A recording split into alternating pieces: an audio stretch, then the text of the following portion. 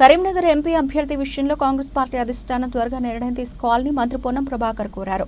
కరీంనగర్ జిల్లా చిగురుమామిడి మండల కేంద్రంలో ప్రజలతో కలిసి పర్యటనలో మంత్రి పొన్నం ప్రభాకర్ పాల్గొన్నారు. స్థానిక ప్రజలతో మాట్లాడి వారి సమస్యలు అడిగి తెలుసుకున్నారు. విద్యార్థులతో, స్థానిక చిరు వ్యాపారులతో ముచ్చటించారు.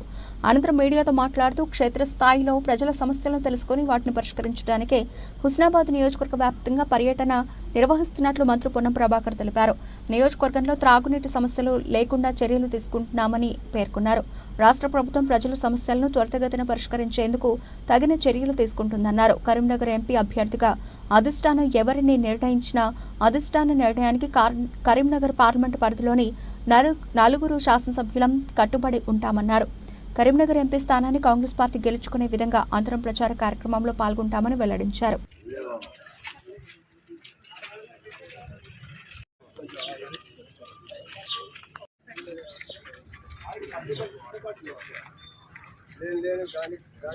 కనికరిస్తున్నారు. అగ్రికల్చర్ కూడా కనికరిస్తారు. ఇప్పటికి 3 నెలలు తిరగబట్టారు. కాపులు కూడా రింగాలు చేసుకోద్దా సార్? నేను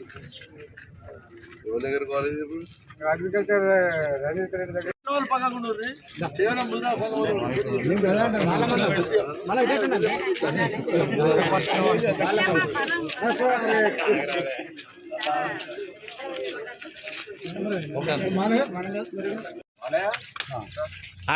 బ్రదర్ చెప్పు. ఇప్పుడు కాళిదాస్ సీత పోరాళ్ళు ఇంగ్లీష్ లేచి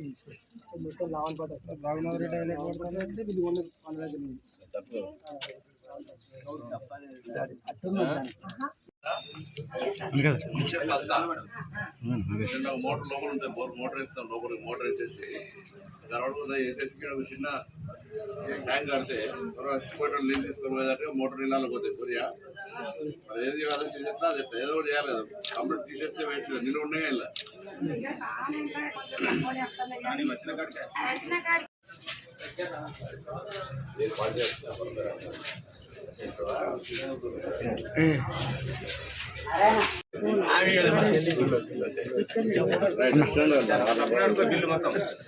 కొంచెం వెనక జరుగుతా అన్న, కొంచెం వెనక.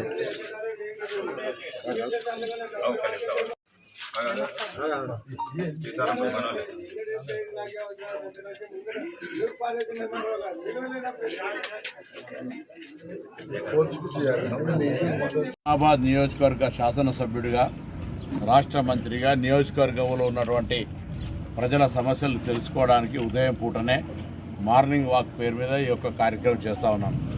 నేను నియోజకవర్గ ప్రజలందరూ కూడా విజ్ఞప్తి చేస్తూ ఉన్నా. అదేవిధంగా తెలంగాణ రాష్ట్రంలో ఉన్నటువంటి వాళ్ళందరూ కూడా మీ సమస్యలు ఏదైనా ఉంటే మీ ప్రజాప్రతినిధులకు తీసుకెళ్లే ప్రయత్నం చేయండి. వాస్తవంగా కరువు ఉంది. వర్షాకాలంలో సరైనటువంటి వర్షాలు పడని కారణంగా రైతాంగానికి కొంత ఇబ్బంది వస్తున్నటువంటి మాట వాస్తవం. అయినా ప్రభుత్వం అన్ని రకాల చర్యలు తీసుకునే ప్రయత్నం చేస్తూ ఉంది.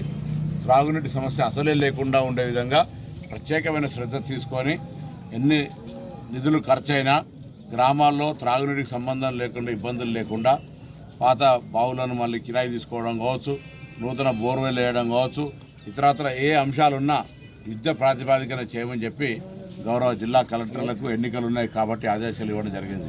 ఇంకా అదే కాక కూడా ఈరోజు గ్రామాల్లో ఉండబడేటువంటి సమస్యలు అవి ఇందిరం ఇళ్లకు సంబంధించి రాబోయే కాలంలో పరిష్కరించబడతాయి. ఇప్పటికే ఆర్టీసీ బస్సులో మహిళలు ఉచితంగా ప్రయాణం చేస్తూ ఉన్నారు.